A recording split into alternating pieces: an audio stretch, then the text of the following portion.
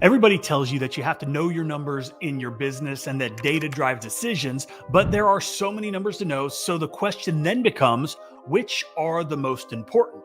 And while they're all important and you should know and understand them all because they're going to help you make smarter decisions in your business, I am going to go ahead and share with you two of the biggest KPIs that you should focus on that are going to help your business the most. And if you stick around until the very end, I'm also going to share with you a couple little sales tips, as well as another key metric that I think a lot of people don't really track that also has a huge impact on your business. So let's get into it. Okay, so the first metric that we're going to look at is your close ratio. Now, this number not only shows you the percentage of leads that become customers, but it also answers three important questions. The first is, how effective is your lead generation? And that is your marketing, and that is your advertising. The next is your pricing where it needs to be? And the third is, are you any good at sales? So these are obviously important questions, all of which I'm going to give you the answers to and then explain the importance of each. So number one is, how effective is your lead generation? Okay. And like I said, that is your marketing, that is your advertising, and having marketing and good ads running is useless unless you're attracting good leads. And you can spend a lot of time and you can spend a lot of energy on marketing and ad campaigns that don't do this. They do not convert. So think about this. If you have poor quality leads, you won't be selling anything. So if you find you aren't closing deals because your leads are saying your prices are too high, they could be bad leads. So you need to ask yourself, where are these people coming from? Where are you finding them? Or more importantly, where are they finding you? Are they Craigslist leads or free newspapers like the Penny Saver? If so, this tells you that your focus should be elsewhere. Maybe direct mail to high-end neighborhoods. Maybe it's Google ads or targeted Facebook ads. We're going to talk about this a little bit later, but by understanding where your leads are coming from, you're going to be able to alter your approach to acquiring new and better customers. Now, the next question is your pricing where it needs to be? And if you're not sure, well, knowing your close ratio is going to tell you, and it also plays a big part in setting your prices. Like if you're closing a lot of deals, like say it's 70 or 80%, chances are you're not a great salesperson. It's that your prices are too low, which means everybody wants to hire you.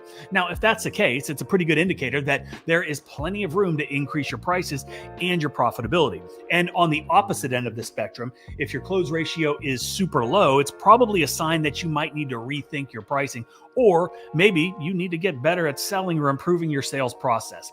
And when you're looking at your close ratio on a regular basis, you're going to be able to figure out the right prices to make the most money and stay competitive in the market and also keep your calendar full. And if you don't, then you could potentially leave a lot of money on the table or just sit at home and have nothing to do because your prices are too high and nobody's hiring you.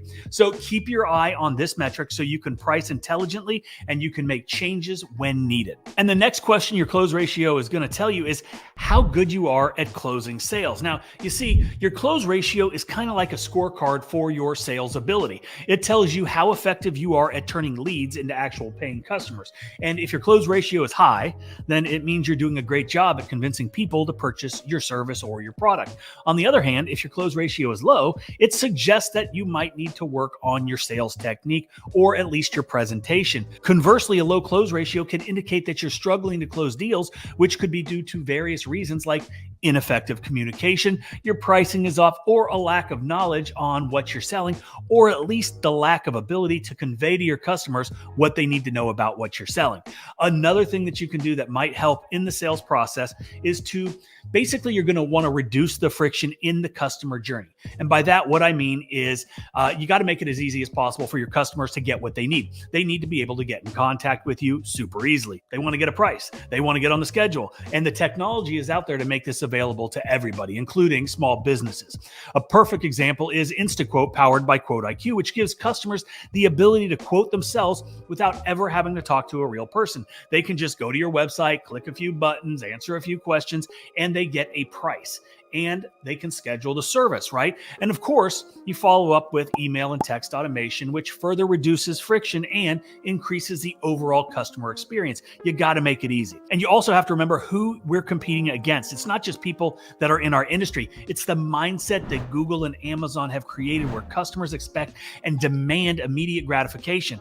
Like if they've got a question, they want an answer right now. If they want a price, they want it right now. If they want to get on the schedule, They want to get it done right now. And if you're unable to do this, you're going to lose out on sales. So reduce the friction, make it easy for customers to give you their money. And while we're talking about getting better at selling, I know one of the things that a lot of people struggle with that also impacts your close ratio is how they handle customer objections, okay? Now, anytime you're selling anything, there are going to be objections. But the good news is we're going to see a common thread over time. The more you talk to customers, the more you're interacting, the more you're going to see the same objections. So you're going to have a lot of responses, a lot of answers in your arsenal so you can speak to any objections that they might throw at you.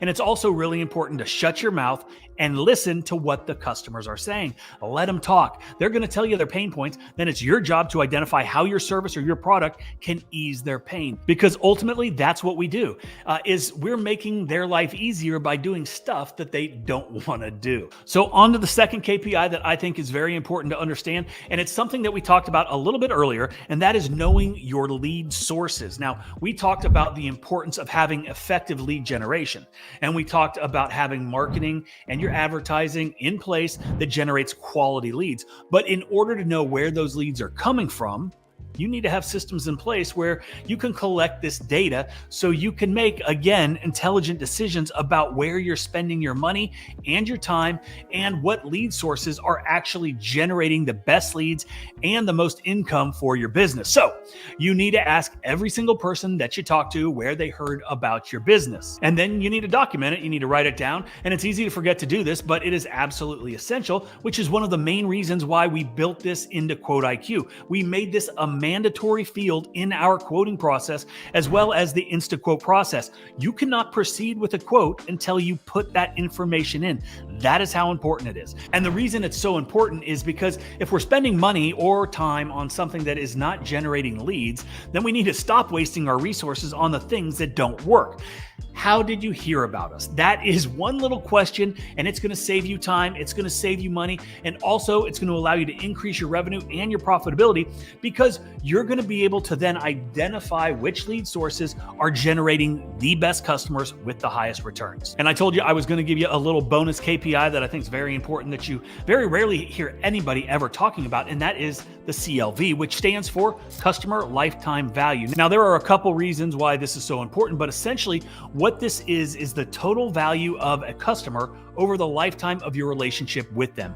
And I think that this is one of the most important marketing analytics because it tells you how much a customer is likely to spend with your company over time, which can help you find the right combination of both short-term and long-term marketing strategies. So basically, it's a measurement of how valuable a customer is to your business over time.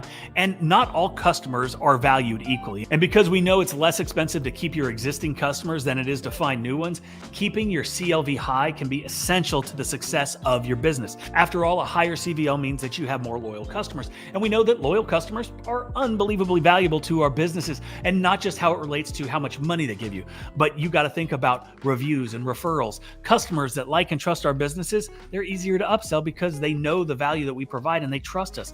And when we have these loyal customers, that's less money that we're spending on our marketing to acquire new ones. It's less stress having to worry about filling up the schedule because we know we've got people out there that are going to keep coming back because we have performed. Another component which kind of falls back on everything that we just talked about is that CLV is important because it allows you to maximize the value of every single customer, right? This means that you're providing a better customer experience that keeps people around for a lot longer time and keeps a lot more money in your pocket, which can also help improve the quality of your services. If your customer's lifetime value is super low and you're looking at all of the data and you see that you don't have a lot of repeat customers and that number is super low, it's a one-time deal, this tells you that you're doing something wrong and you need to change something within your business. If you don't have recurring customers, you need to evaluate what is going on and you need to fix it because those customers add so much value. And if you don't fix it, you're just going to have a bunch of one-time customers, and that's not what we want. And I know that there are a bunch of people right now that are watching that get overwhelmed when they start diving into the numbers of their business.